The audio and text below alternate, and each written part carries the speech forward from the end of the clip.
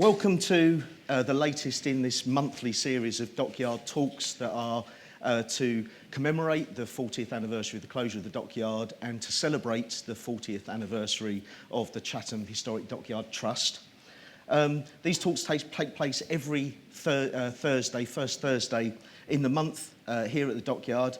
My name is Robert Flood and I'm delighted to be here tonight to speak with Commodore Duncan Lustig Prean. For those of you that don't know me, I'm chairman of the City of Rochester Society and a local historian with a specific interest in LGBT history. Hello, Duncan. Thank you so much for coming along to talk to us tonight. My pleasure. It's the first time back here for 42 years. Wow. Has it changed? Just a little bit. Let's start by going right back to the beginning of your career, and you didn't at all plan a naval career. No, it was quite accidental. I was studying as an opera singer, finishing my studies in the Royal Birmingham Conservatoire, and having grown up on the Isle of Wight, I was really missing the sea. I'd worked on the sea from the age of 12 in the school holidays. And as I was walking home, I suddenly passed the headquarters of the Royal Naval Reserve. So I popped in thinking, well, you know, they'll take me to sea for weekends and a couple of weeks a year, and the idiots will pay me for it. So I walked in, joined up as a radio operator, second class, so an ordinary sailor, and was then promoted a year later. So I understand that recruiting you in the first place, and your name is a little hint to why it was a bit difficult. Yeah, well, in those days, the regulations stated that both sets of grandparents had to be born in the United Kingdom. And my parents, although naturalised, both were refugees from Nazi Austria and Germany. So I didn't fulfil that. And there were endless streams of letters going between the ministry and the headquarters demanding more and more information. In those days, the threat from someone with Viennese connections was the Soviet Union. In those days, Vienna was the frontier between the communist world and the West. And so that was the fear that I had my grandparents now living back in Austria, and was I actually a plant? And finally, the Secretary of State for Defence himself had to sign me off. Wow. At any point through any of those processes, did anybody ask you about your sexuality at all? No, they were far too busy worrying about whether I was a communist. And I think for the Royal Naval Reserve, it was slightly different because you really were weekend sailors or just a couple of weeks training a year, and then you'd attend your evening training sessions. So you didn't live together as closely as sailors who were serving full time. And I don't think it was an issue for them. And that was not a question they needed to ask. So it was in the reserves that you were first promoted? Yeah, I was pushed for promotion by Margaret Guy, who was an incredible woman. She was the first female commanding officer of any military unit in the United Kingdom.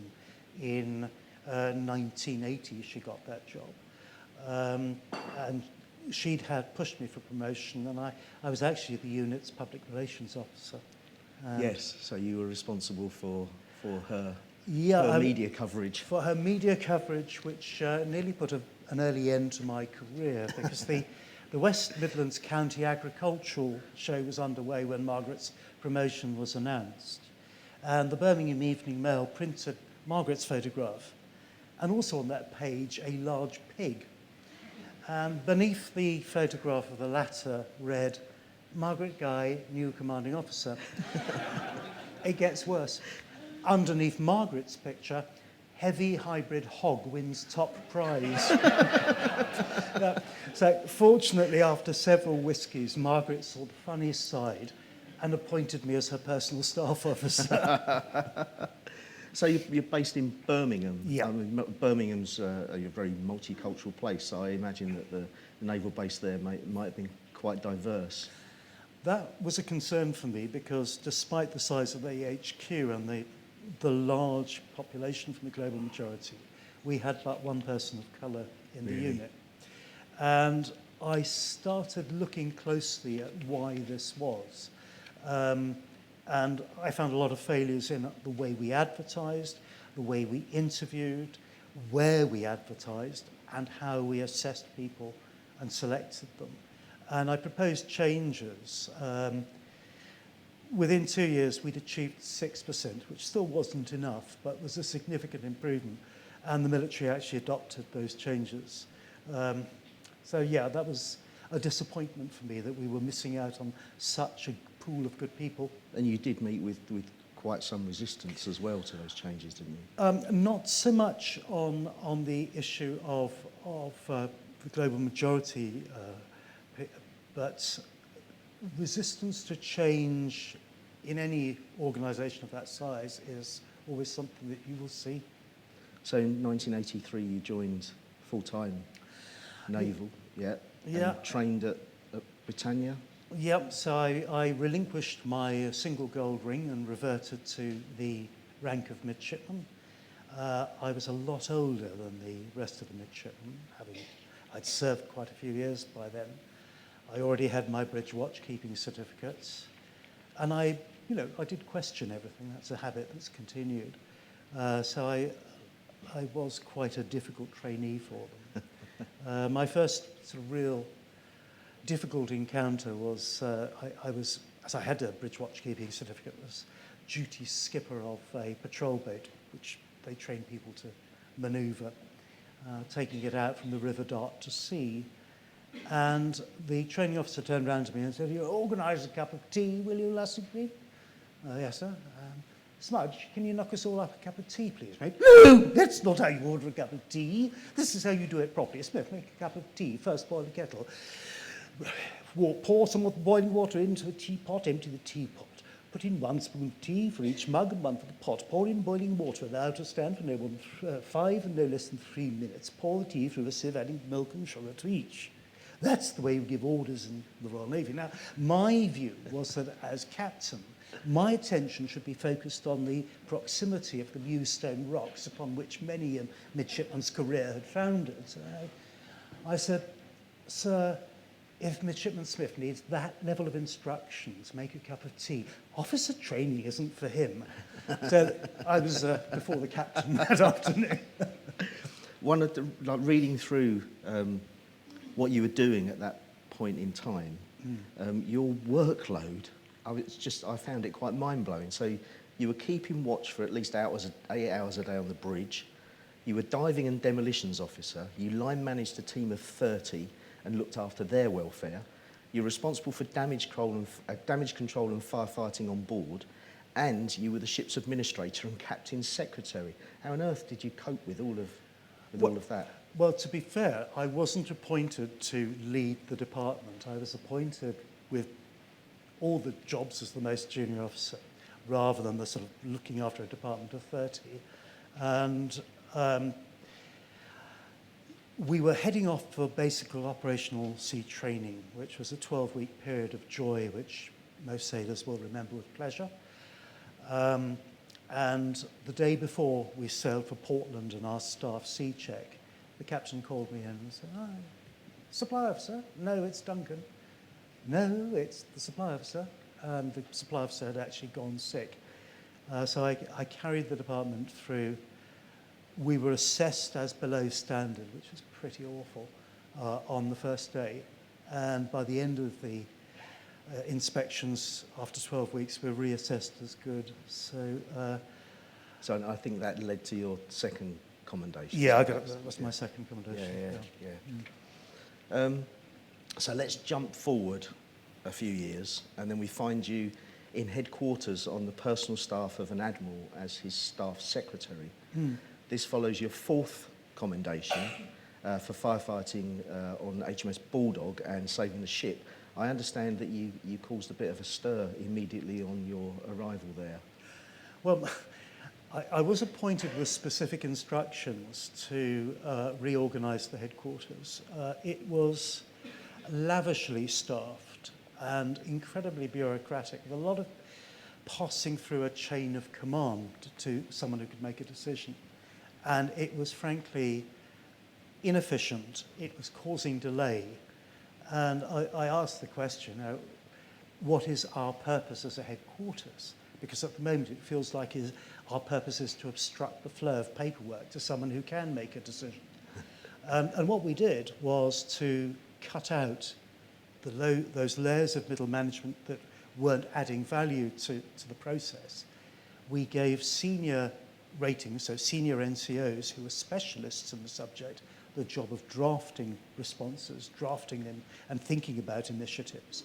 That then went to a specialist officer in that area, and then it came to the Admiral Secretary and myself for the decision process. So that was then adopted by the rest of UK military, and it's still a system in place today. So then there was another change that you were involved with that caused another bit of a stir. Yeah, that was fun. So in 1989, we were facing, funnily enough, as we do today in the armed forces, the demographic trough of young people leaving school. And I got a signal from the Ministry of Defence telling me to consider this problem and propose ways around it. And in typical MOD fashion, they said, you must not dilute training standards or entry levels, you must not spend more money, you can't do any more advertising. My hands are tied. I thought about it and cheekily signalled back, have you thought about opening up recruitment to 51% of the population? Now, I thought that this might get me a slap on the wrist or perhaps a wry chuckle, and instead I got a signal back very quickly saying, interesting, work on it. And from that, the studies started into getting women involved in all areas of the armed services, which they've been excluded from in the past. There were some really interesting meetings at the Admiralty Board on the subject. I gained the nickname Commander Bollocks because we'd be sitting around, and my job was to sit in the background having presented the papers, and they were considering it. And they came up with some absurd objections to why women couldn't possibly be effective. And having served with Margaret Guy as a commanding officer, I knew damn well that they could, and having served in headquarters with women, with WRENS, Women's Royal Naval Service, they were clearly as competent as men. And when they were making these stupid comments, under my breath, I'd say, bollocks. So that's where I got that name from. Now, of course, I'd done my homework. I'd already briefed the Secretary of State for Defence's staff and the Secretary of State himself, and had top cover, so ultimately Commander Bollocks prevailed. So also in that role, you were seeing reports about LGBT personnel and their discharges.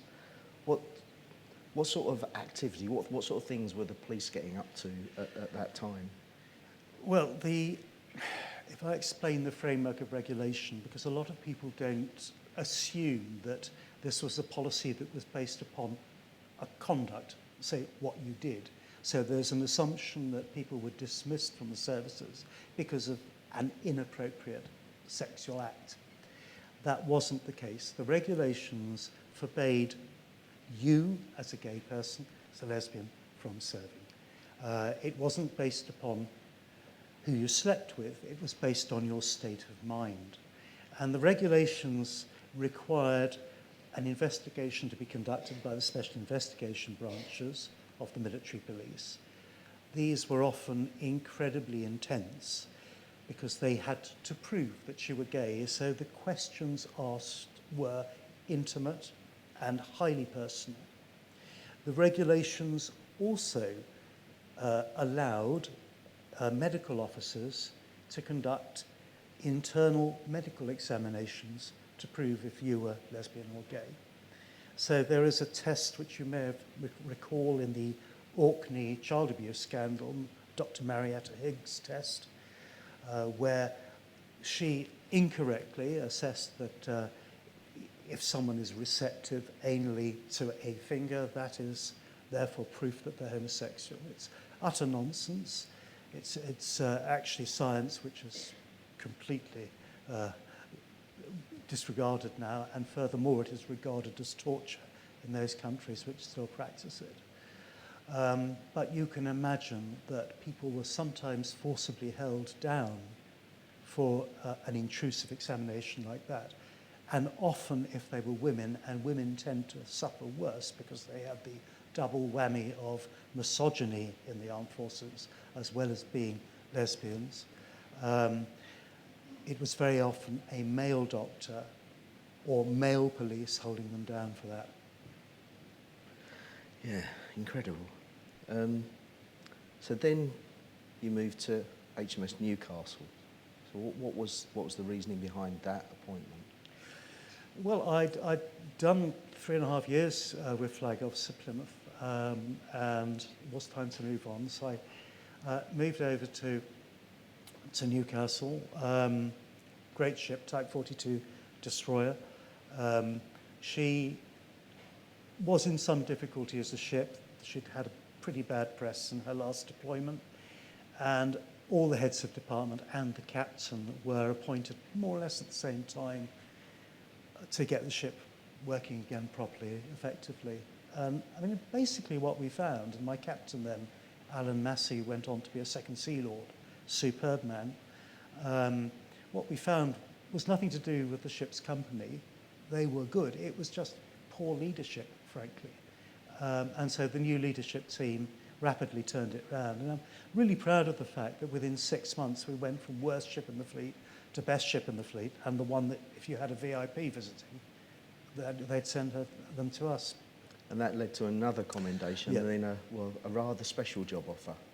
Yeah, so the time had come for me to consider my next appointment after Newcastle. So I was called to the Ministry of Defence and to meet my appointer, who deals with officer appointments, and I was offered military advisor to the Prime Minister, so military attaché. Wow. Which was... What date's that? We're now in 1994. Okay. And then it all came crashing down. Yeah, it was the same day of that sort of amazing news. I went back to the ship. Alan Massey and I had a drink to celebrate. Steward came in and said, "Oh, would you mind ringing home, sir? Your mother's been ringing." Got an uncomfortable feeling. I rang Mum, and she said, "This guy's been ringing you, or ring me, and has said, you've got to ring him, but not from the ship." And instinctively, I knew what this was about. We were always paranoid as LGBTQ people in the services. We knew, and I certainly saw, how phones were tapped, how people were being followed and surveillance operations conducted. So there was a paranoia, and my first thought was, am I being set up? I drove out of the dockyard. I used counter-surveillance techniques in my route, which I'd learned in my time in Northern Ireland, found a phone box, rang this guy, never heard of him before, and he was trying to persuade me to meet him. And I said, I don't go around the country meeting strange people. What the hell is all this about? And he said, it's about an investigation. You need to meet me. So I drove to London. I met him at midnight in Waterloo Station. And just like a John le Carré novel, we walked along the embankment. And he said, I know you're gay. If you make it worth my while, I won't tell anyone about it. I said, you can F off. Before you get anywhere near the military police, I will have told them about this. Drove back to the ship, slept in a pool of sweat, and drove home the next morning, and that weekend discussed with my then partner, who's here, what I felt we needed to do, put in touch with an organisation called Rank Outsiders, which looked after people in my position. And on the following Monday, I organised an interview with the head of Special Investigation Branch. Were you out to your family at this time? No, I was very firmly in the closet with everyone but a few very, very close friends. But that changed in quite a Yeah, quite a public way. Yeah, it's not everyone who gets to come out in the front pages. I mean, that, to be honest, I was not instantly comfortable with coming out, but things moved quite rapidly. I was very useful to rank outsiders, having been doing a staff job, because I knew military law, I knew personnel, and I had contacts in the Ministry of Defence. So I was given cases which were being mishandled or where they were difficult. It actually changed in October that year when I was asked to go to the Tamar Bridge, where a young sailor was threatening to jump. And he had been interviewed for 3 days, a really, really unpleasant interview. He'd been outed to his family. It wasn't uncommon for military police to go and out you to your family and ask questions and talk to your friends. He'd had a forced medical examination. So he had a 17-year-old who'd been sexually assaulted, degraded by police, lost his job, lost his home because his family didn't accept him. And he saw no future. And in the early hours of the morning, in the pouring rain, we talked and talked. And finally, he came down and we hugged. And it was really from that moment that I knew that if I was worth the commander's rank, that I had to stand up for young men and women like him and say to those in authority that this is wrong, because no one else was actually having that voice. It wasn't just the attitudes of the military that needed changing, though, was it? It was. Well, if you're campaigning, you have to campaign on several fronts. That's the military mindset which needs changing. You have to change public opinion. You have to change political opinion. And ultimately, we knew we'd end up having to fight this through the courts as well. What we were determined to do in Rank Outsiders was to debate calmly, to engage with people who disagreed with us, to try and change hearts and minds. We weren't there shouting that if you disagree with us, you're homophobic, you're transphobic. This is a matter of principle. Is it right what is going on? And we tried to explain and change those hearts and minds. The legal action started late in 1994. That was when our application was placed before the High Court. 4 of us were selected as test cases. I was quite surprised that I was, but I understand why in retrospect. And then we went through to the High Court in May in 1995. I was dismissed from the service finally in January 1995. You did have one rather amusing debate on Newsnight with Jeremy Paxman. Can you tell us a bit about that? Well, I was always used by them for the gays in the military debate, which really was quite a hot debate for 3 or 4 years in the 90s. And they rang me up and said, look, we've had a speaker fall out. Is there any way you can do this for us? So I said, well, it was actually about gay marriage. And I said, look, this isn't my subject. Well, we really would like you to. Honestly, it's not my subject. And people know me as the military, but not for this. Well, it would really help us out. Okay. Look, you've been to us several times. You must be bored with the sandwiches you produce. Yeah. Who's my opponent, by the way? Oh, it's Reverend Richard. Oh, so hardcore evangelical, really anti-gay. And I said, okay, well, if you're putting on sandwiches, how about some prawn and perhaps pork sandwiches? Anyway, so I met him. He was Stephen Green. He was absolutely polite, and we had sandwiches in the green room before. Went on air. The debate was going evenly matched until suddenly out came the book of Leviticus. the Bible says that. And Paxman looked at me, that gave me that smug look and said, well, there's no answer to that, really, is there, Duncan? I said, well, Stephen, did you enjoy your sandwiches in the green room? And Paxman thought, what the hell's going on here? Has he flipped? And, well, it's got nothing to do with anything, said Stephen. I said, well, tell me, what does the book of Leviticus say about eating shellfish or eating the flesh of a cloven-hoofed beast? Oh, but that was written for another society at a different time. And I said, so because you're partial to a bit of pork, but you don't like homosexuality, you can interpret the Bible to your advantage and judge me.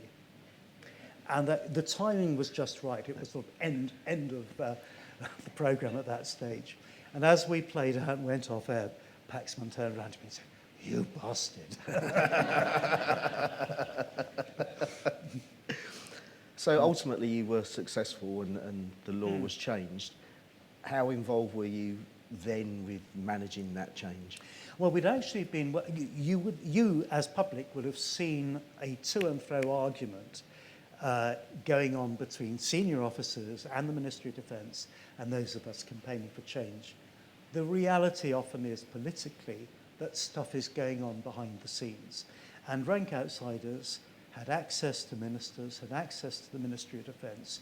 And from 1995 onwards, we were actually working with the Ministry of Defence to draft the new guidelines, to draft the regulations for when the inevitable change in law happened, because they all expected to lose this, to be honest.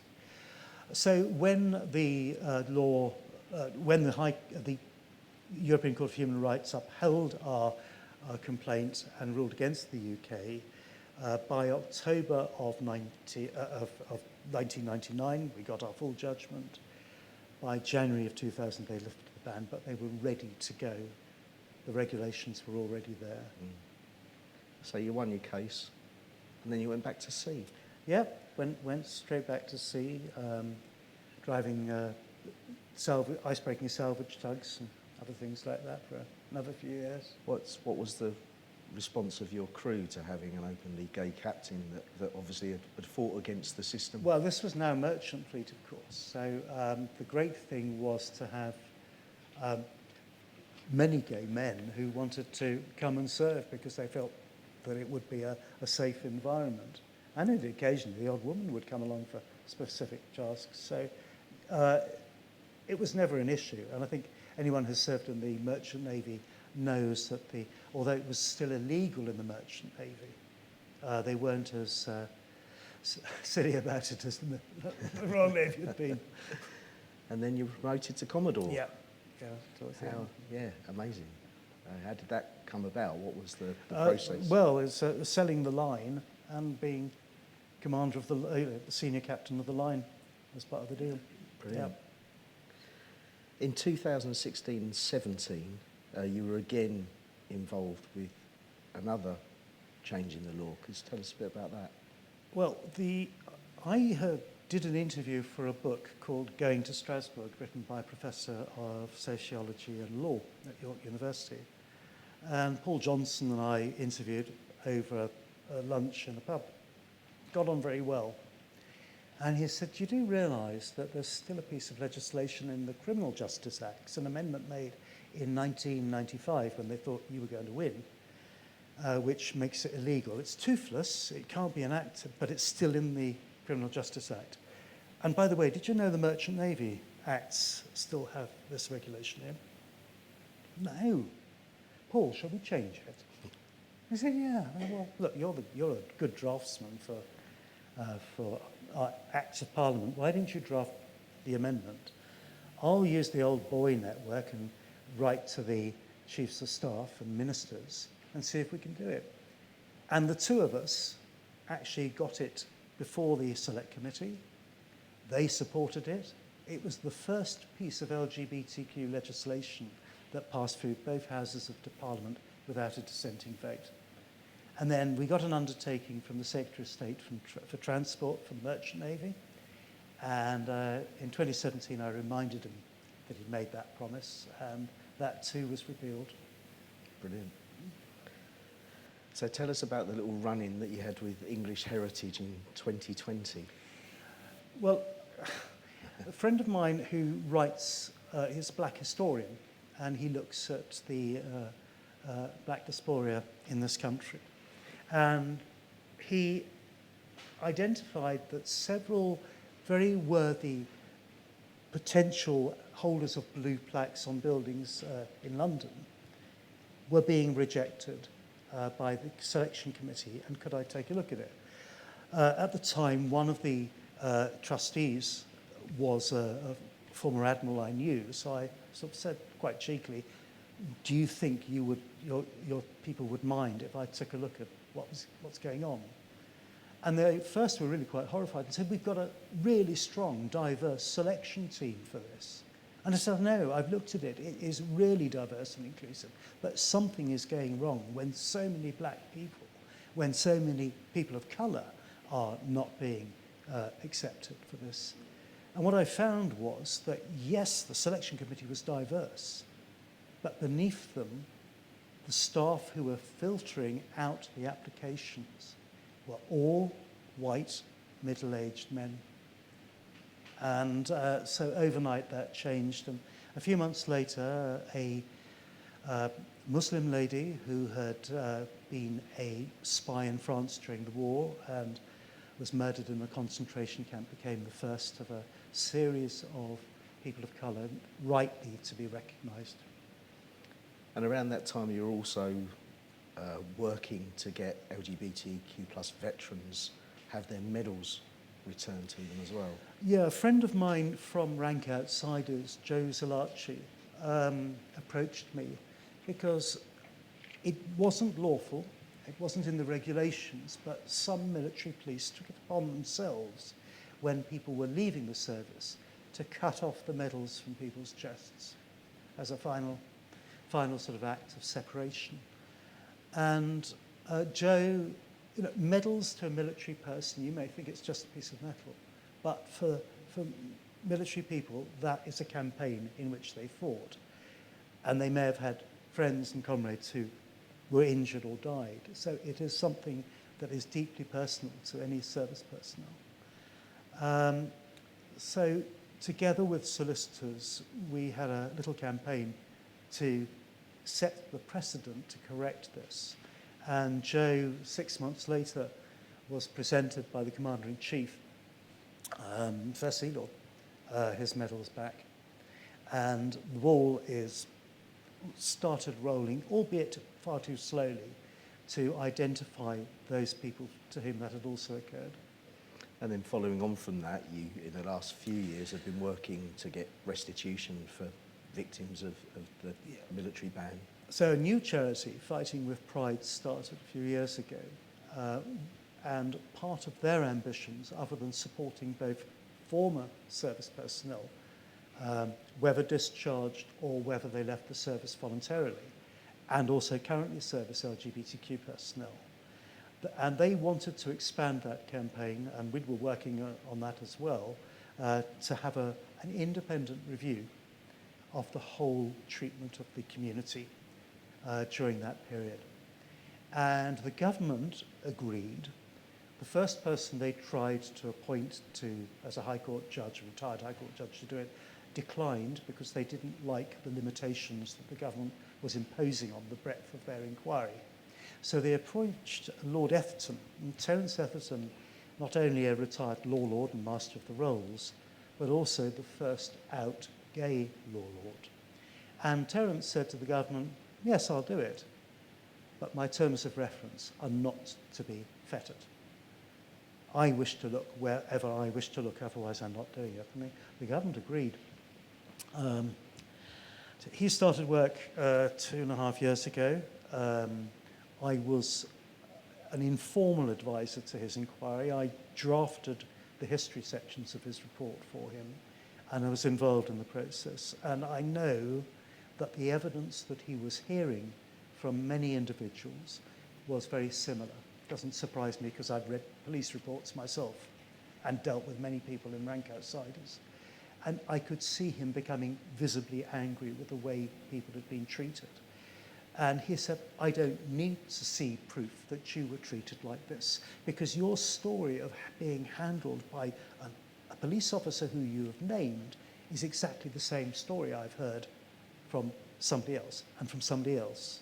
So I don't need it. Similar fact evidence, and I will regard that as you don't need to substantiate it. He came up with 50 recommendations. Some of them are soft things that they can do, like giving people their service certificates back, giving them their service beret, giving them a copy of the Prime Minister's and the service chief's formal apology, and welcoming them back into the service family. Medals, of course, is there as well. So 49 of those recommendations. This 50th one is the one that the last government had problems with, which dealt with, they don't want to call it compensation, but that is, to all intents and purposes, what it is. And Etherton was very specific about that. He said that the government should consider awarding compensation for people who were treated this way, and that compensation should be similar and no less than, preferably more than, the compensation that was awarded to the four of us in the European Court of Human Rights, uplifted for inflation.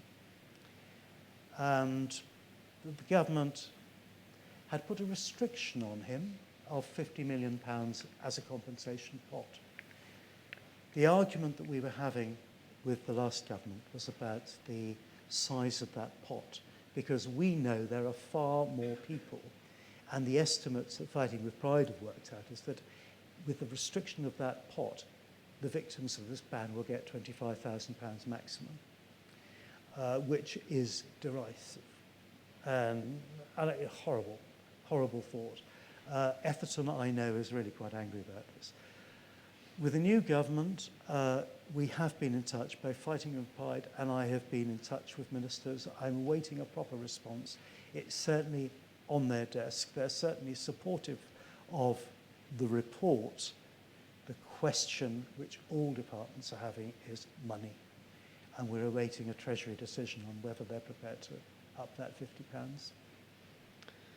So if there's an LGBT person that was removed from the forces during the ban, I understand, there's a website that they can go to? Yep, so go to the, Google it for LGBT ban restitution. There's a department set up in the Ministry of Defence. The department is run by a commander. She's a lesbian. Mandy is really, really hot. She's got a good team around her. Restitution is starting. People are already going to have their ceremonies to restore cap badges and be welcomed back. As I said to Terence Etherton, one size does not fit every victim. There are people who have been so badly treated by the nation for which they were prepared to die that they wouldn't dream of going near any service institution ever again. So you need to have a whole range of ways of trying to do as much as possible to take away that hurt. And that is why there are 49 recommendations. We will see. We will see. But go and apply there. They will answer very promptly. They are working through a long list of people who are going to ceremonies. I haven't had mine yet. What would you advise an LGBTQ plus person that was thinking about joining the military today? Okay, I hold my hand up and I got something wrong in this campaign, because I always assumed that it would take at least a generation for hearts and minds to change within the military. But the reality was, by 2015, the chiefs of staff were apologising to us in person at receptions. There were 3 commanding officers who were gay. There was a Brigadier Royal Marines who was gay. There were umpteen sailors at that 2015 reception, all of whom were happy to wear uniform and felt supported. The culture had clearly changed. By 2020, there were even more. The first Pride that the military were involved with was actually Brighton Pride in 2003, where they had a recruitment stand within the festival site. They marched in London in 2005, and gradually over the years, successive chiefs of staff have really gripped this, and from top down have made sure that their support networks, they've encouraged LGBTQ societies within the armed forces. I've actually just done a film with some of those members of those societies. It is a really welcoming place, and I mentor young officers and several sailors, lesbian and gay, who are enjoying really amazing careers. And for them, many of them didn't even know there was a ban. It's no longer an issue. Amazing. So also, you're a founding voluntary CEO of the Ledwood Centre in Brighton. Could you tell us a bit about that? The Ledwood Centre was a dream named after James Ledwood, who was the editor of Scene magazine, founded the Rainbow Fund in Brighton, which is a charity which gives several tens of thousands of pounds to local groups and organisations in the LGBTQ plus community. James died, sadly too young, and his dream had always been to have a community centre where the whole Rainbow family could come together, of whatever age, could socialise, could break down the barriers which sometimes divide our community, learn from one another, that's young learning from old, and old learning from young as well, in a safe space which wasn't alcohol-fueled, and provided much more. So you brought in a lot of services to support the community. Had a cinema, had a theatre, had brought in Gadio, for example, had a community radio station. That was the vision in 2020. And then guess what happened in 2020? Just as we signed the lease on a building of 7,000 square feet, which was part of the Jubilee Library complex. So huge financial risk. But we emerged from it. We opened first a pop-up cafe, then we managed to do the building of the cafe. And it was a huge pleasure to see people of all ages, of all colours, talking with one another, feeling safe, being able to work there, see school kids coming in. I took a school party round from an LGBTQ school group. And I said, well, this is our changing room. And there's the shower. And the idea is that if you're non-binary, if you're trans, but you're not quite ready to face the streets of Brighton, this is a space where you can come and be who you are. And at the end of your evening, the end of your day, you can shower, you can change. We'll give you a locker and you can keep your clothes that you want to wear here safe. And kids were crying because of that, because of the difference that we could make to their life with that acceptance. It's amazing.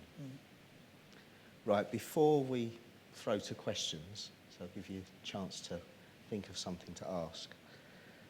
Let's quickly go right back to the beginning and tell me about your first day in uniform in 1979. In my sailor suit. Yeah. Well,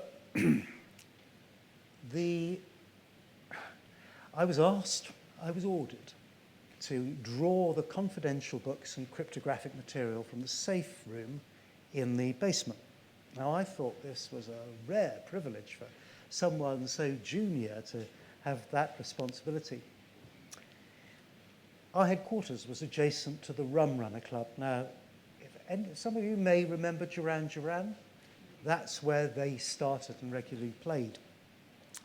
And on the nights that they played, the crowds overwhelmed the sewers, which paid their revenge in our basement. So I waded my way through half a metre to the strong room to draw the confidential books. So you could actually say that I was in the shit from day one of my career. Wonderful. Does anybody, have we got a mic? Yeah. Has anybody got any questions? Linda, hang on, just 2 seconds, we'll get a mic to you. Oh, that's all right. No, we'll capture it on the recording. So, yeah, Linda there. This whole story started out with your uni days studying the opera. So what happened with that? I actually did do some opera singing. I was very lucky in Flag Officer Plymouth. I had the time. My music teacher at college had moved to Totnes just up the road, so I would go and have lessons with her once a week. And we'd make a meal of her. Actually, we'd have a meal with her. And, we stayed in touch.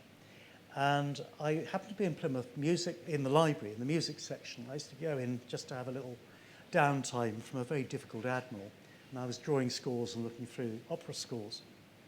Tap on the shoulder, and lady said, "Are you an opera singer?" I said, "Yeah." "Are you a tenor?"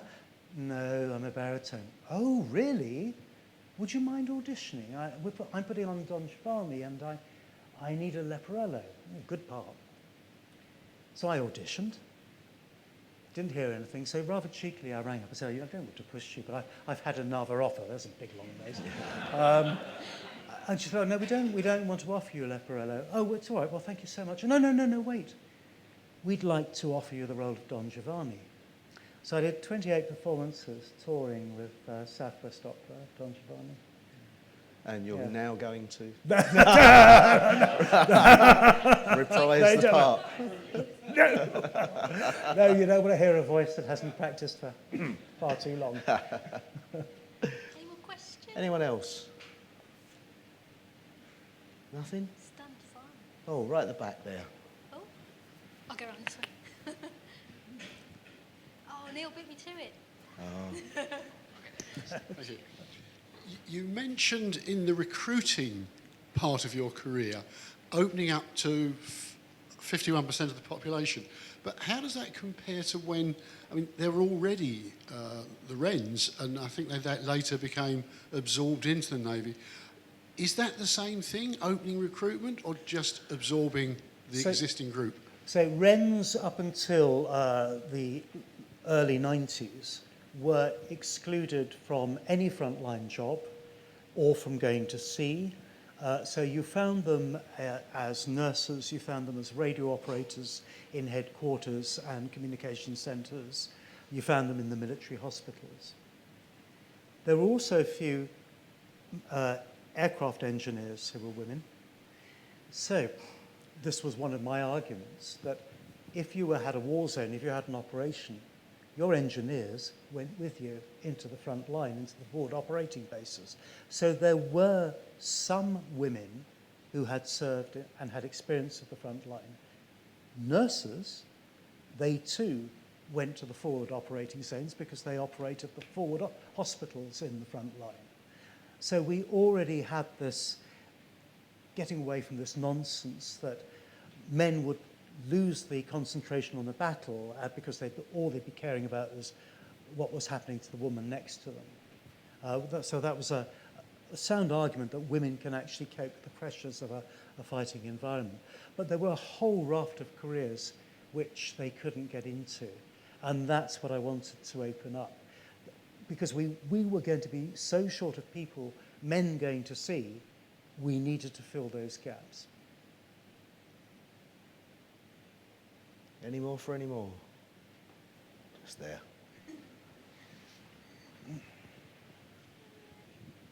Is there currently any induction or training programs to support the things that you've instituted going on in the Navy or the other services? Yeah, so as part of their basic training, whether it's officer or rating or soldier, the ethos of the armed forces is clearly expressed, and the standards of behaviour which is expected from our service people is very clearly expressed. I am not going to say that there are not units where there have been difficulties and still going on. We are dealing with human beings from a variety of walks of life who join the armed forces, who come with their own prejudices and their own experiences. So yes, of course there are problems. There is racism occasionally. There is homophobia expressed by some. But that is not tolerated, and that person is then re-educated and, if necessary, removed from the service. Anyone else? Oh. You said about being outed on the front pages of the newspapers. How long did it take to change the views of the press in terms of being hostile to being supportive? Well, I mean, I always gave the press credit, even the then very hostile Daily Mail, for never misquoting me, never rubbishing me or anybody else. Their editorials may have taken a view, but in reporting the news, reporting our arguments, they were always accurate and fair to what we were saying. The press you could see gradually changing, and this was achieved with a number of methods. We were receiving leaked information from within the ministry and from within the armed forces.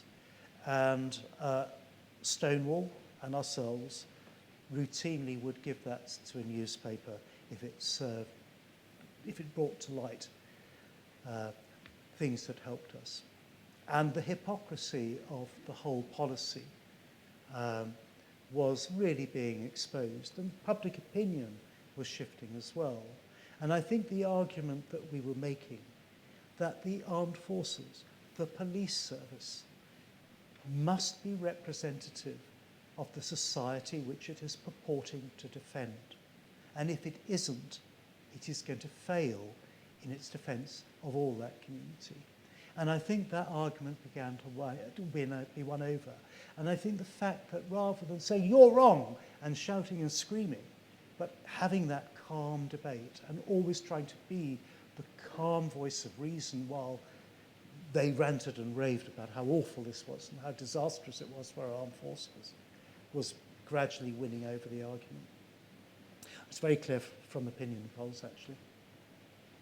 Thank you. Anyone else? Neil's closer. Thank you, Duncan. You've expanded upon a number of stories tonight, and you've taken us around the world. But if anyone mentions your name, they always say, ask him about Galveston. Is tonight the night, Duncan? I'll tell you about Galveston. Galveston, I was an officer under training. So officers under training are, when you go to sea as an officer under training, you are there to be treated like dirt. You are going to be treated like dirt by sailors because you're working in each department, learning about their roles in each department, how the departments work. Your captain most certainly will treat you like dirt because you're being beasted. I had a very difficult captain, Captain McNally, who took an instant dislike to me. I can honestly say when I went to the Admiral's staff, we became really good friends. John McNally beasted me. He is a devout Roman Catholic. I was duty officer.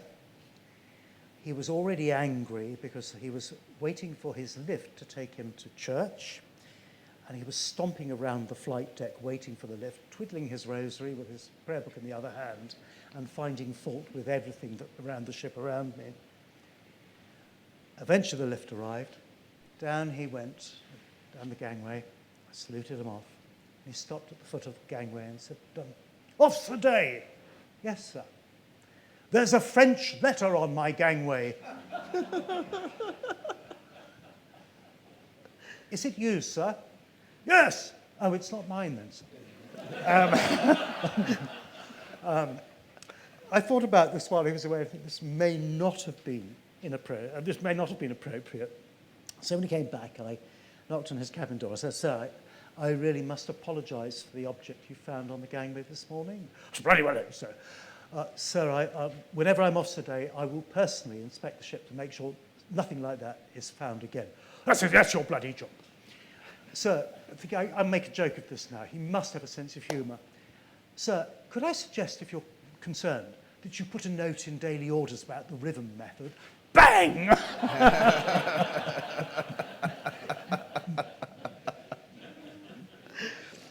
Fantastic.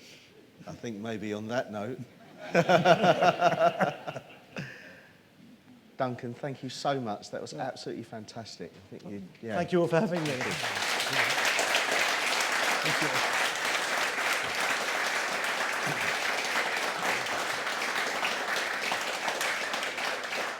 So just to, as I mentioned earlier, these talks happen on the first Thursday of every month. So upcoming talks, the 5th of September, we've got Stuart Heaver, who's going to be talking about the live bait squadron, which is the worst naval catastrophe of the First World War, involving 3 Chatham cruisers, HMS Aboukir, Hogue and Cressy.